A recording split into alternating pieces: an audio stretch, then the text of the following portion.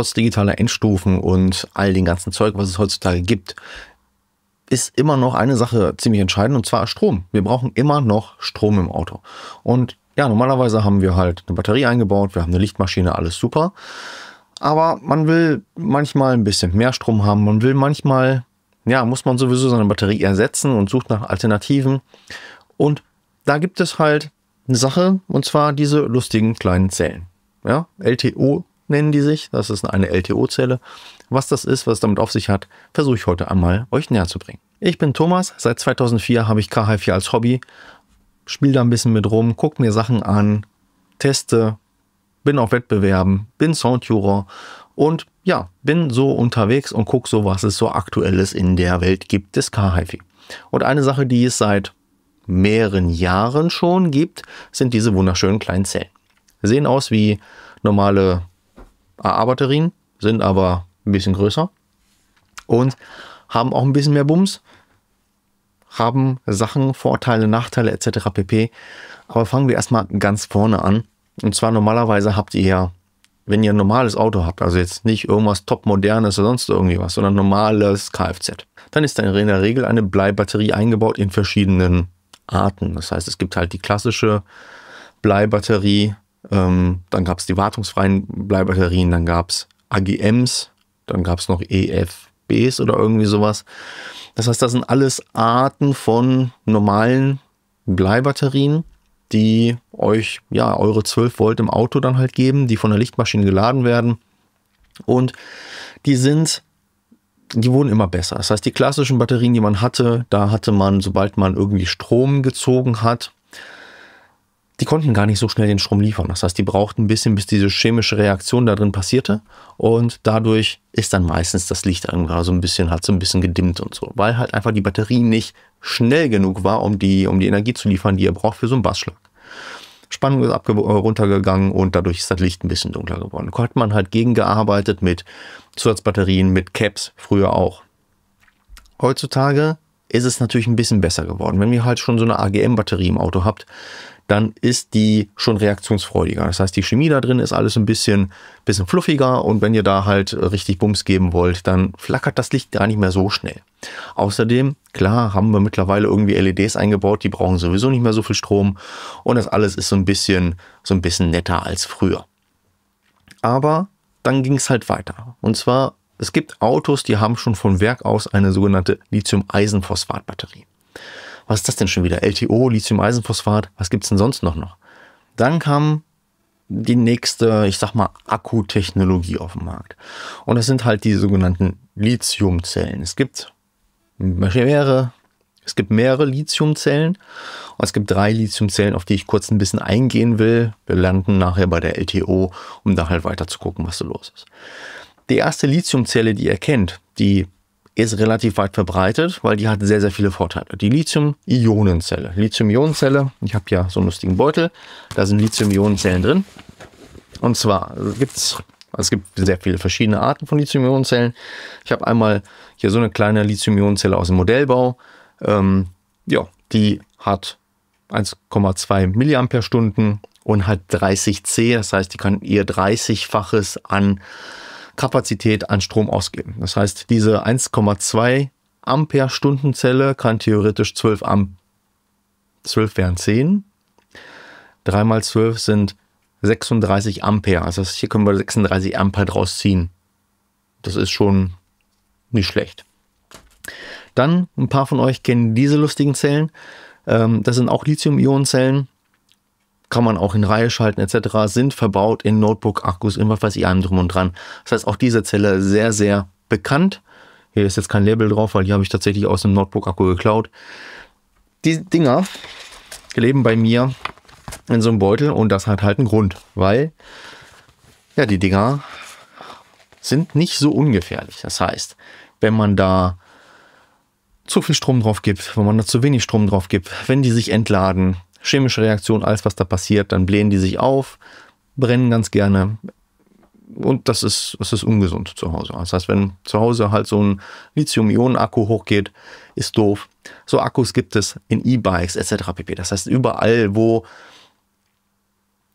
ich sag mal, das Maximum an Leistung Gewicht und Raum benutzt wird. So ein Handy ist halt wirklich so der Fall. Da brauchen wir halt möglichst kleine Akkus, die möglichst wenig wiegen, die möglichst viel Leistungsfähigkeit haben.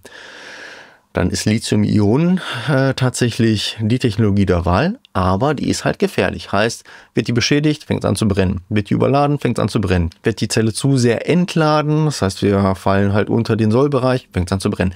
Alles doof, alles gefährlich. Deswegen ging man halt die Evolutionsstufe weiter zu den Lithium-Eisenphosphat-Akkus, auch LFP oder LiFePO4 genannt.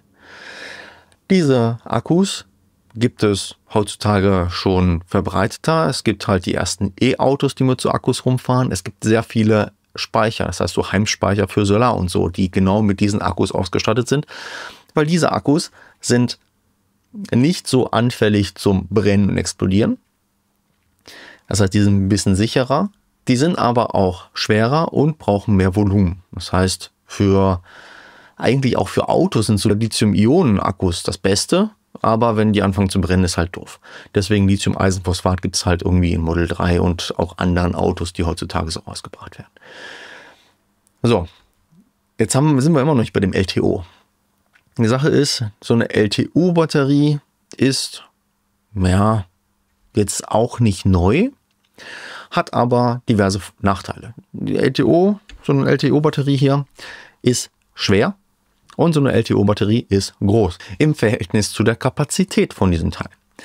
Heißt, wenn wir das Gleiche, das heißt diese 45 Ampere-Stunden mit 2,3 Volt, also diese Leistung hier irgendwie als Lithium-Ionen haben wollen würden, wäre das deutlich kleiner und leichter. Was für einen Modellflug natürlich super notwendig ist, was für Autos auch, also bringt halt nichts, wenn wir dann halt mit 5 Tonnen Autos durch die Gegend fahren. Deswegen, wieso sind jetzt LTOs interessant? Warum bauen wir uns nicht Lithium-Ionen oder Lithium-Eisenphosphat-Akkus ins Auto?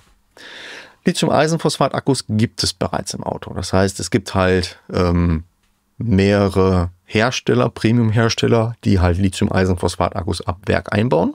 Das funktioniert. Und es gibt auch im Car-HiFi gibt es die Dinger, aber es gibt die halt besonders auch im Motorsport, weil Lithium-Eisenphosphat-Akkus sehr, sehr leicht sind. Heißt, man tauscht dann halt seinen 35 Kilo Blei-Batterieblock gegen so eine 4 Kilo Lithium-Ionen-Batterie. Gewichtsersparnis für Rennsport natürlich super wichtig. Im Car-HiFi, ja, auch wollen wir da jetzt nicht unbedingt super schwer werden, aber da sind uns andere Nachteile von den Technologien halt ein Dorn im Auge. Lithium-Ionen will halt wirklich keiner von uns im Auto haben, weil, bumm, ja, Brennen, Feuer, was weiß ich was. Das sind alles Sachen, die ihr eurer Versicherung schwer erklären könnt, wenn dann auf einmal halt das Auto und die Garage und das Haus in Flammen gegangen ist, weil ihr da irgendwie große Lithium-Ionen-Batterien in eurem Auto hattet. Das ist schwierig. Lithium-Eisenphosphat brennt nicht so schnell, funktioniert und hat halt den Vorteil, dass wir da halt Energie rauskriegen, wiegt nicht so viel. Das heißt, es gibt sehr, sehr viele, die schon mit Lithium-Eisenphosphat-Akkus in ihren Car-HiFi-Autos unterwegs sind. Für mich hat eine Lithium-Eisenphosphat-Zelle einen massiven Nachteil, den man, wenn man halt wirklich so ein Show, Demo, Car, was weiß ich was hat, eigentlich ignorieren kann. Und zwar ist es so, dass Lithium-Eisenphosphat-Akkus, LFPs, die können nicht geladen werden unter 0 Grad. Jetzt denkt man sich, okay, wenn das Auto irgendwie in der Garage steht und dann ich das nur raushole, wenn ich irgendwie auf ein Event fahre, alles super, funktioniert. Brauchen wir uns gar keinen Gedanken drüber zu machen. Super Akkus sind natürlich auch ein bisschen empfindlich, was halt die Überspannung, das heißt, wenn wir die überladen oder zu viel entnehmen, das heißt, da brauchen wir so ein sogenanntes Batteriemanagement-System dafür. Aber das kriegt man alles hin und dann sind es halt wirklich sehr, sehr gute Systeme, die ja auch bei vielen im Haus laufen. Wenn man jetzt aber ein Auto hat, was man nicht nur als Show nutzt und auf Events fährt, sondern tagtäglich nutzen will und dann halt sagt, okay, ich schmeiß mal eine normale Batterie raus, ich will nur eine LFP, eine Lithium-Eisenphosphat-Batterie drin haben, dann ist halt im Winter, wenn es hier in Deutschland halt kalt wird, möglicherweise ein Problem, weil Der Akku wird zwar noch, also kommt noch Strom raus, nicht so viel, aber es kommt noch Strom raus. Aber die Lichtmaschine kann da nichts mehr reintun. Und irgendwann liegt man dann da mit einer leeren Batterie und muss warten, bis es halt wieder warm ist. Das ist doof. Das habe ich nicht als Ziel und das will ich auch so eigentlich nicht haben. Und da kommt tatsächlich diese lustige LTO-Zelle ins Spiel. Weil diese LTO-Zelle ist, ich will jetzt nicht sagen temperaturunabhängig. Das heißt, natürlich hat auch diese Zelle, diese Zellchemie, die hier drin ist, hat gewisse Einschränkungen. Aber die Einschränkungen sind halt anders als bei der Lithium-Eisenphosphat-Zelle. Und zwar können wir halt hier bei der LTO bis zu minus 50 Grad können wir die problemlos nutzen. Das heißt, Temperaturen, die wir hier in Deutschland nie kriegen werden, im Winter sind wir damit safe. Jetzt haben wir bei Wärme natürlich das nächste Problem. Normalerweise ist unsere Batterie vorne im Motorraum eingebaut und im Motorraum wird es halt auch gerne mal warm. Wenn wir überlegen, wir sind im Sommer unterwegs, wir stehen im Stau, wir haben ein schwarzes Auto, die Sonne knallt, wir haben draußen schon 40 Grad, der Motor läuft, der Motor hat eine Temperatur von über 100 Grad. Dann wird es natürlich im Motorraum auch sehr kuschelig und das ist auch nicht so gut für die Batterien. Das heißt halt, diese LTOs hier sind jetzt auch bis 65 Grad ausgelegt. Heißt, ich würde die nicht unbedingt im Motorraum verbauen. Im Kofferraum brauchen wir nicht drüber reden, das passt, das würde so funktionieren. Aber bitte nicht im Motorraum, da ist mir das ein bisschen zu warm für. Okay, das heißt, wir haben schon den ersten Vorteil. Diese Zellen, die wir hier haben, sind temperaturunabhängig, unabhängiger und dadurch halt auch einfach als Daily irgendwie zu benutzen. Ich selber kenne tatsächlich schon einige, die einfach ihre normale Batterie durch einen Dummy getauscht haben und dann so einen LTO-Block da halt haben und damit sehr zufrieden sind, weil im Winter, also auch so eine Bleibatterie, die Bleichemie, die da drin ist, die ist natürlich deutlich träger im Winter und mit den LTOs, die Autos springen im Winter einfach an, als ob Sommer wäre. Das ist wirklich sehr angenehm und schön. Also kann man halt sich überlegen, okay, will man sowas machen. Dann gibt es noch weitere Vorteile, die wir tatsächlich mit diesen LTO-Zellen haben. Der Vorteil ist, die sind sehr sicher. Sehr sicher heißt, man kann die beschädigen. Es gibt Leute auf YouTube, könnt ihr euch mal nachsuchen nach LTOs, wo halt wirklich einfach durch diesen Block hier eine Schraube durchgebohrt wird. Und das interessiert die Zelle nicht. Das heißt, die fängt nicht an zu brennen, die fängt nicht an zu gasen oder sonst irgendwas, sondern die Zelle ist möglicherweise kaputt. Aber das war's. Wir haben keine Gefahr, dass irgendwas explodiert, dass irgendwas anfängt zu brennen, dass irgendwas vergiftet wird oder sonst irgendwas. Das heißt, an der Stelle können einen Unfall haben, interessiert die Zellen nicht. Ja? Der nächste Vorteil von diesen Zellen ist, die sind sehr leistungsstark. Jetzt nicht was Kapazität und Gewicht angeht, sondern wie viel da rauskommt. Weil so eine 45 Ampere-Stunden Zelle kann kontinuierlich, das heißt halt wirklich am Stück 10C liefern. 10C bedeutet, dass wir hier an diesen Polen 450 Ampere aus dieser einen Zelle rauskriegen. Ja, bei 2,3 Volt, das ist erstmal nicht so viel, aber das gucken wir uns gleich nochmal an. Heißt, 450 Ampere können wir da kontinuierlich draus ziehen aus dieser Zelle. Das ist schon eine Menge Bums. Ja? Wenn man jetzt aber sagt, okay, wie viel kann man denn hier kurzfristig rauskriegen? Man kann 20C kurzfristig aus dieser Zelle ziehen. Das heißt, da sind wir bei 900 Ampere, die wir hier rauskriegen. Also, ich weiß nicht, was für Kabel wir hier anschließen wollen, um hier 900 Ampere rauszuballern.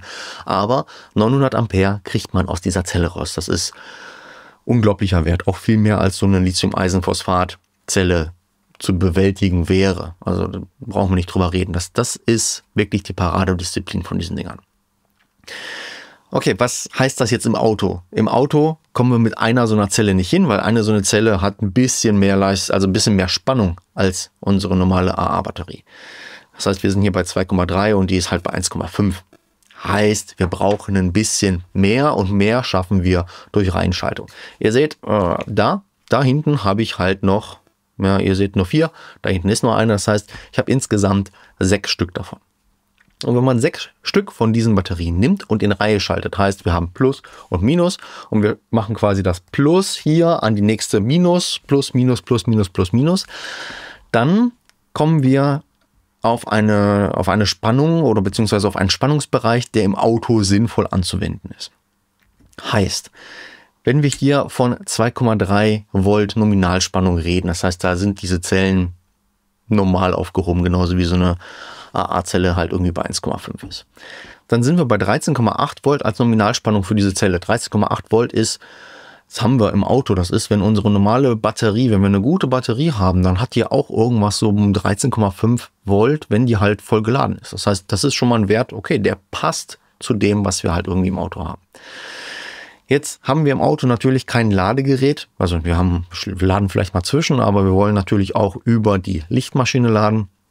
Und so eine Lichtmaschine kommt natürlich ein bisschen aufs Auto an, also zum Beispiel bei mir im Smart lädt die Lichtmaschine halt so mit maximal 15,3 Volt. Das heißt, das ist wirklich die Maximalspannung, die die Lichtmaschine produziert.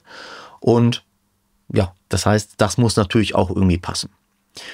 Da die Zellen, die haben eine Ladeschlussspannung, das heißt quasi da, wo nichts mehr reingeht, wo die Dinger halt wirklich voll sind, von knapp 16, also wenn wir 6 Stück in Reihe haben, von knapp 16 Volt. Das heißt, die Lichtmaschine kriegt die Zellen so gut wie voll. Das heißt, wir werden nie ans 100%ige Maximum von diesen Zellen kommen.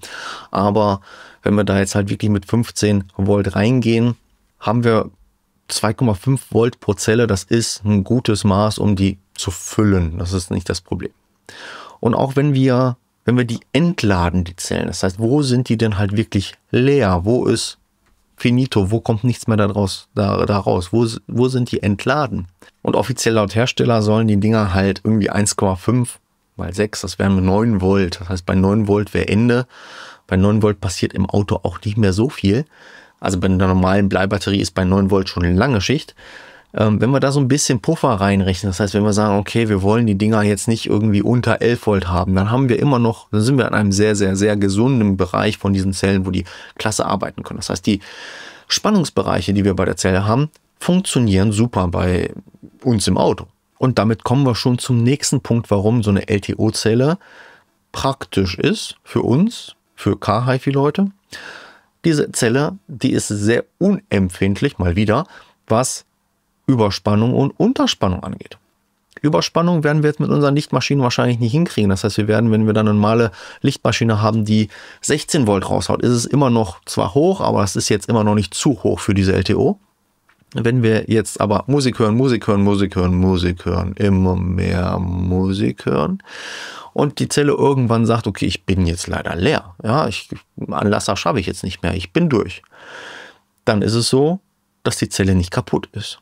Eine normale Bleibatterie, eine AGM oder auch eine LFP, also Lithium-Eisenphosphat-Akku, die mögen Unterspannung, das heißt, wenn die leer sind, eine Tiefentladung mögen die rein gar nicht. Das heißt, bei einer Bleibatterie haben wir mit einer Tiefentladung schon 20-30% Leistungsverlust von der Batterie, weil die Chemie sich da halt schon so krass verformt, dass da halt nicht mehr viel bei geht.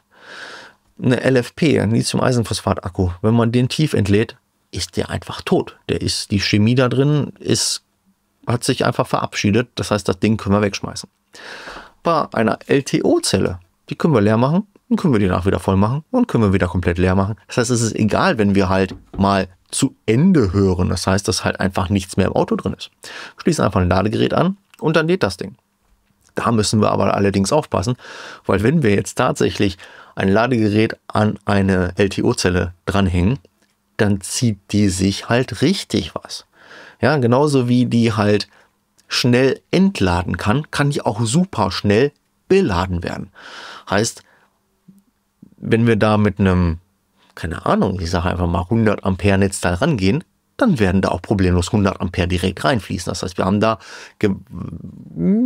große Ströme, die da halt dann möglicherweise über die Leitung in die Batterie laufen. Das heißt, das darf man nicht vergessen. Das klingt alles sehr, sehr zu schön, um wahr zu sein.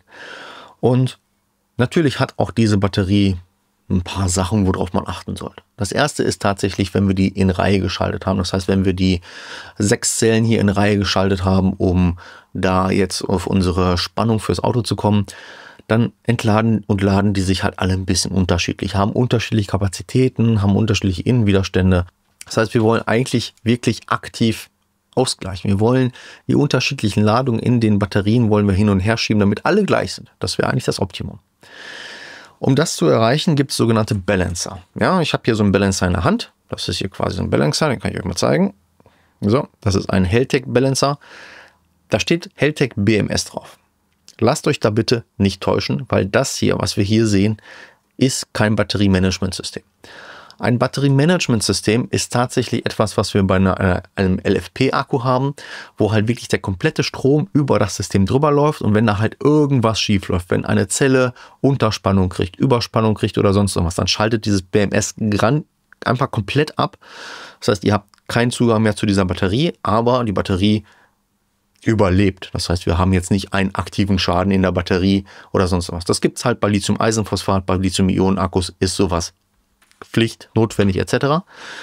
Bei diesen kleinen Dingern hier, die halt sehr unempfindlich sind, kann man auch auf ein BMS verzichten und nur mit so einem sogenannten Balancer arbeiten. Und dann kommen wir schon zum zweiten Nachteil von diesen Zellen.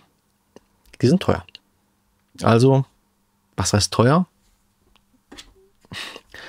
Wenn man 6 davon nimmt, ist man mindestens 600 € los. Das ist nicht günstig, in keinster Weise.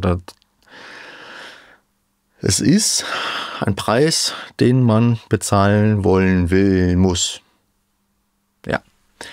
Dafür kriegt man dann aber auch einiges und alle, die Dinger drin haben, sind zufrieden. Ich kenne keinen, der sagt so, boah, nee, das hätte ich jetzt nicht gebraucht. Alle sagen, die Mehrspannung gibt mir halt einen besseren Klang, ich habe mehr Dynamik etc. pp., weil die Endstufen dann halt auch möglicherweise ein bisschen knackiger laufen, wenn man die richtigen Endstufen hat.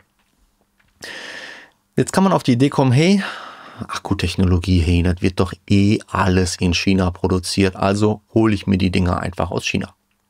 Gesagt, getan, das Teil hier habe ich mir in China bestellt, genauso wie die anderen hier. Die haben ein bisschen gebraucht, das heißt, ich habe 3 Monate darauf gewartet. Und jetzt sind sie da, die sehen sehr gut aus. Das heißt, wir haben hier halt tatsächlich offiziell den Hersteller draufstehen. Wir haben hier die richtige Bezeichnung, also 66 160K, das ist hier die richtige Bezeichnung davon. 45 Ampere-Stunden, das sind die größten, die es gibt. Ich war super zufrieden, Spannung passt. Was gibt es zu meckern? Ich habe jetzt diese Zellen bekommen, also wird das ja schon richtig sein. Denkste. Ich habe zum Glück alles da, um rauszufinden, was diese Zellen denn so an technischen Daten liefern.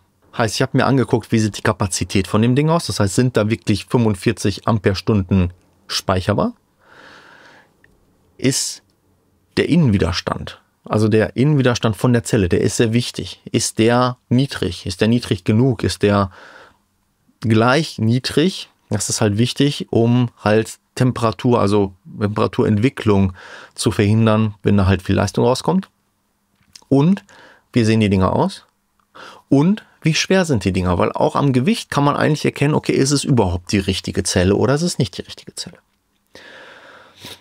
Und als erstes habe ich mir gedacht, gucken wir uns mal die Gewichte an. Also Waage rauspacken und ausmessen. 1223 Gramm sollen die haben. Da gucken wir einfach mal, machen die Waage an. Wir sind auf 0 und wir probieren es mal aus. Die erste Zelle 1198 Gramm. Die zweite Zelle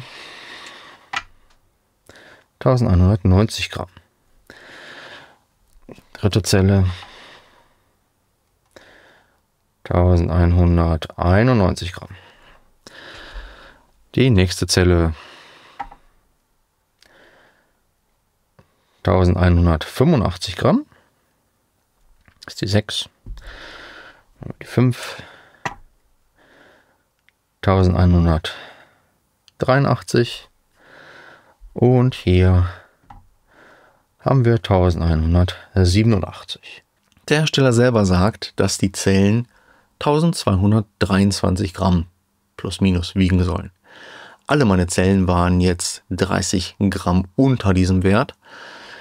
Heißt, da ist schon mal irgendwas im Argen. Also 30 Gramm, ja, das ist jetzt nicht so viel, aber das zeigt irgendwie so, irgendwie, vielleicht ist da was dran.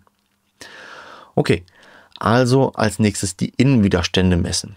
Ich habe hier ein YR 1035 Plus. Das ist ein Innenwiderstandsmessgerät. Und das zeigt mir einmal die Spannung und tatsächlich dann den Innenwiderstand an. Und dann gehen wir einfach Zelle für Zelle durch und gucken uns den ganzen Spaß mal an. Ich fange wieder an mit der ersten. So. Und jetzt gucken wir mal, wie das aussieht. Also wir haben 0,17 Milliohm. Das ist ein super Wert. Angegeben sind die Batterien mit 0,24. So, nächstes. 0, geht sogar auf 0,14, 1,5 runter. Das ist ein super Wert. Alles klasse. Und die Zelle 3. 0,17. Super Wert. Nehmen wir die vierte Zelle. 0,16, 0,15. Super Werte. Die fünfte Zelle. 0,16, 1,7. Gute Werte. Und die letzte Zelle, Zelle 6. 0,17, 0,16. Wie viel Innenwiderstand ist denn noch okay? Wenn man sich einmal so ein bisschen im Internet rumschaut, dann ist die Aussage eigentlich unter 0,3 Milliohm ist ein super Wert. Das heißt, die ganzen Zellen, die wir hier haben, haben einen wirklich sehr, sehr, sehr guten Innenwiderstand, was mich auf jeden Fall positiv gestimmt hat, bevor ich dann halt weitergeguckt habe und gesagt habe, okay, ich gucke mir mal tatsächlich die Kapazitäten an.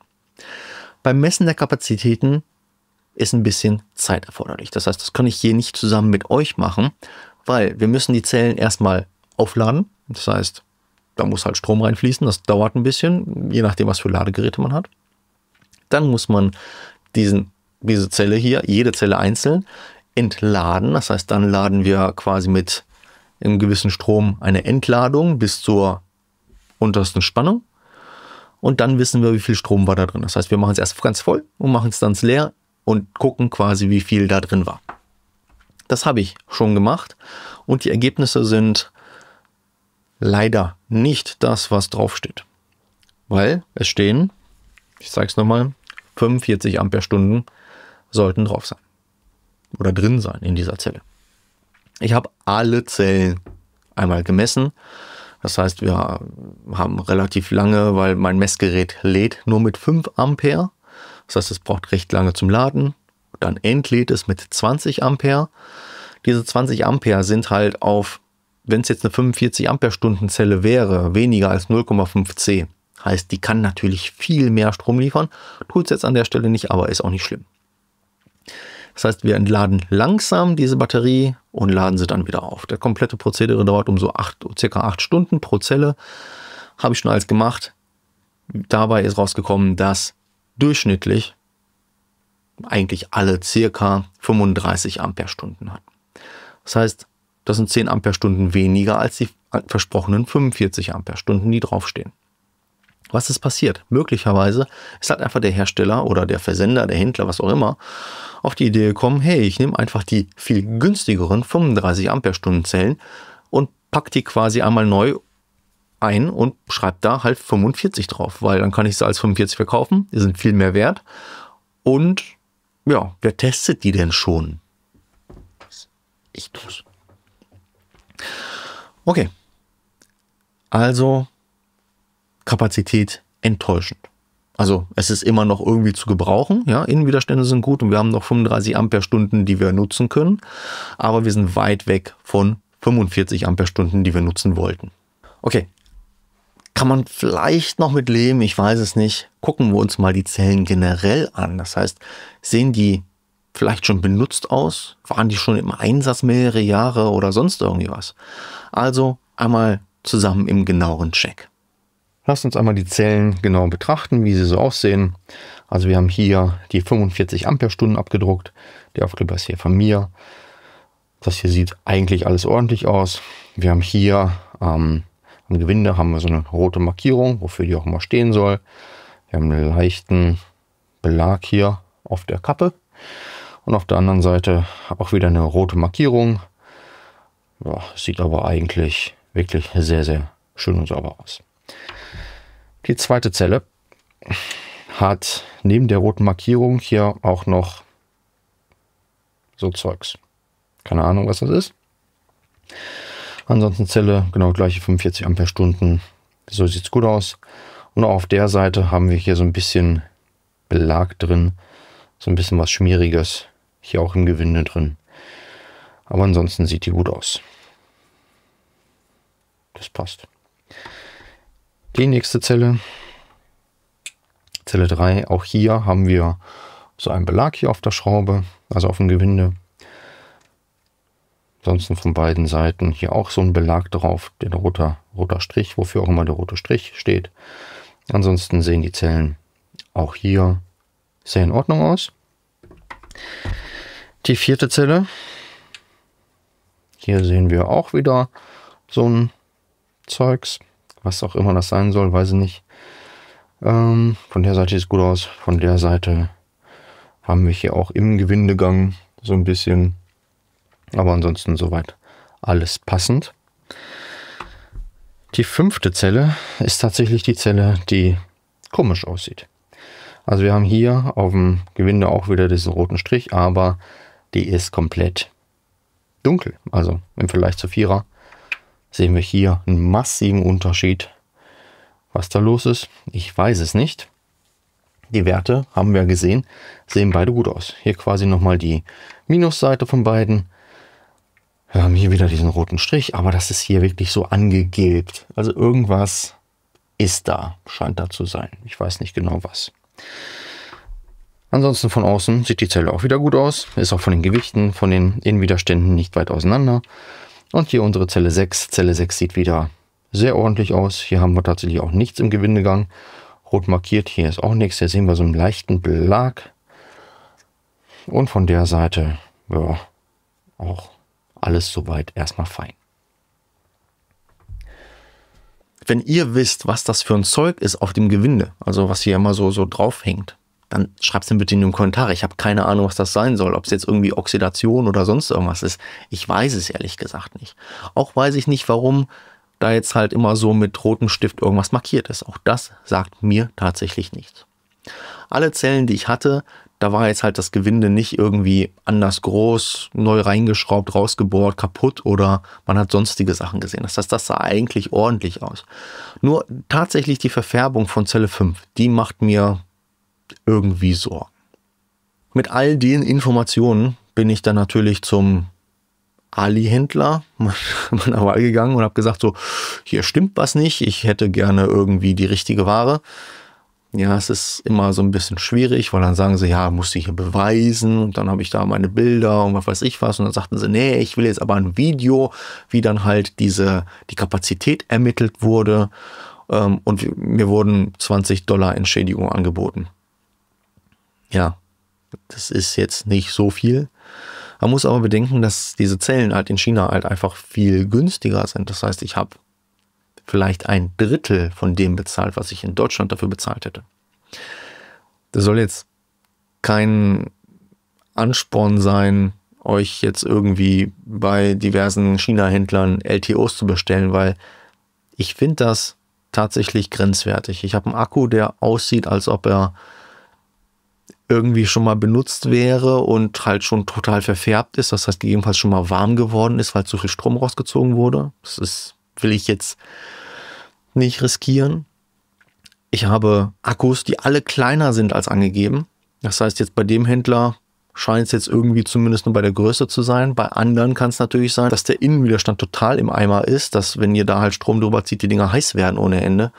Das heißt, das ist alles irgendwie doof. Natürlich gibt es die guten deutschen Händler, die halt, ich sage einfach mal, vom Hersteller beziehen. Das heißt, wo wir sagen, okay, die sind garantiert neu.